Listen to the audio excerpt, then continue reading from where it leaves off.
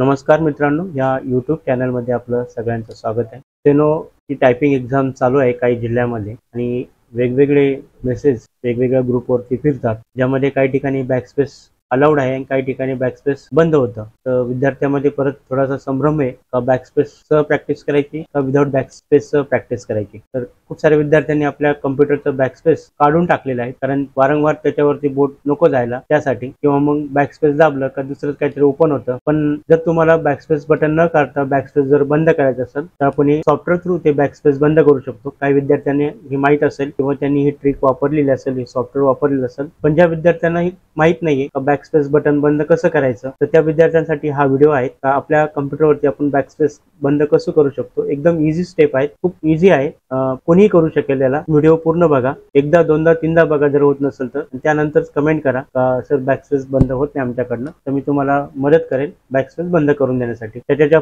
Related फाईली ह्या आपण आपल्या टेलिग्राम चॅनलवरती डिस्क्रिप्शन बॉक्समध्ये टाकलेला आहे, तिथून डाउनलोड करू शकता किंवा डायरेक्ट गुगल क्रोम वरून डाउनलोड करू शकता. त्याचा पुढला जो पार्ट आहे तो बॅकस्पेस बंद कसा करायचा ते आपण आज बघणार आहोत. ह्या सगळ्या गोष्टीवरती मी परत माझे काही व्हिडिओ येणारच आहेत, पण आजच्या व्हिडिओमध्ये आपण फक्त आपल्या कम्प्युटरवरती बॅकस्पेस बंद कसा करायचा त्याच्यासाठी हा व्हिडिओ आहे. ज्या विद्यार्थ्यांना बॅकस्पेस बंद करून प्रॅक्टिस करायची असेल त्यांनी हा व्हिडिओ बघा.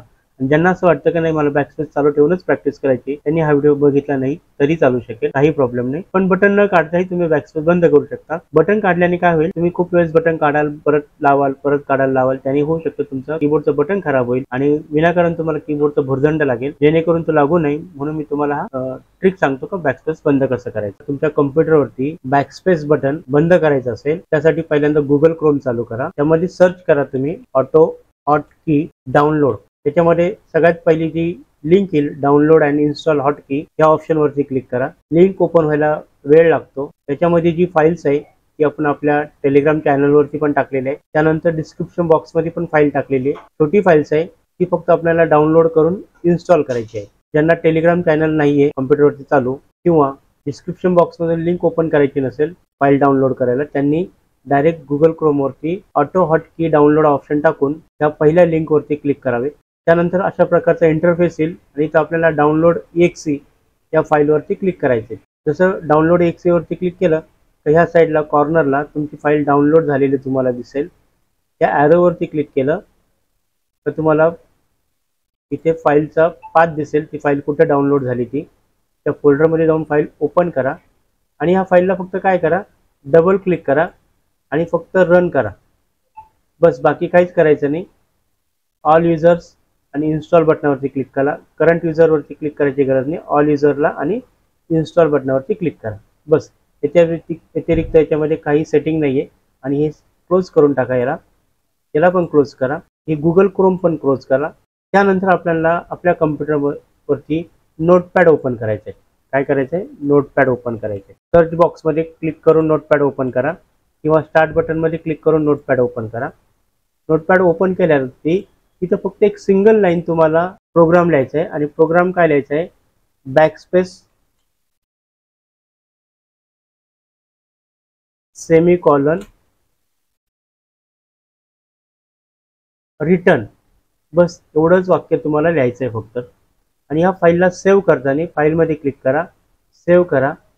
सेव्ह करताना तुम्हाला कुठे सेव्ह करायची आहे, समजा तुम्हाला डेस्कटॉपला सेव्ह करायची असेल तर डेस्कटॉपचा पाथ सिलेक्ट करा आणि त्याला फाईलला नाव देताना तुम्ही काही नाव द्या. समजा मी दिलं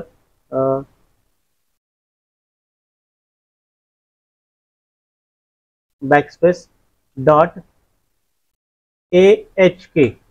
फक्त लक्षात ठेवा त्याचं एक्सटेन्शन जे आहे ते AHK द्यायला विसरायचं नाही. तुम्ही फाईलला काही नाव द्या, फक्त एक्सटेन्शन जे आहे ते AHK द्यायचं आणि सेव्ह बटनावरती क्लिक करायचं आणि ह्या फाईलला बंद करून टाका. तर तुम्हाला डेस्कटॉपला बघा बॅकस्पेस AHK नावाची फाईल इथं तुम्हाला दिसते. आता ह्या फाईलला काय करायचं, फक्त डबल क्लिक करून रन करायचं. जसं डबल क्लिक केलं, रन केलं, खाली टास्क बारवर तुम्हाला H नावाचं हॉटकी दिसेल. बस, आता तुम्ही कोणतेही सॉफ्टवेअर चालू करा. समजा तुम्ही आता वर्ड चालू केलं, मायक्रोसॉफ्ट वर्ड, किंवा नोटपॅड चालू केलं, कोणतेही सॉफ्टवेअर चालू केलं, त्यामध्ये तुमचा बॅकस्पेस यूज होणार नाही. आता समजा मी काही टाईप केलं आणि आता बॅकस्पेस वापरतो, तर बघा बॅकस्पेस यूज होणार नाही.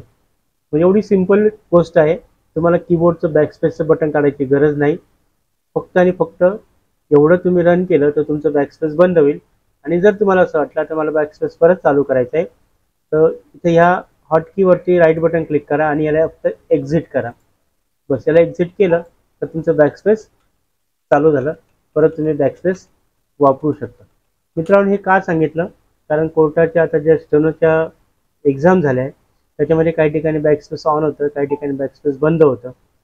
आपल्याला सध्या ज्या विद्यार्थ्यांना असं वाटतं का बॅकस्पेस बंद करून प्रॅक्टिस करायची, अशा विद्यार्थ्यांनी काही कीबोर्डचे बटन्स काढून ठेवलेले आहेत, तर त्यांनी तुमचा कीबोर्ड खराब होऊ शकतो.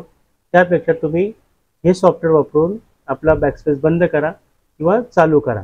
तर आपण ह्या बॅकस्पेसच्या बटनाच्या याच्यावरती एक व्हिडिओ परत बनवणारच आहे.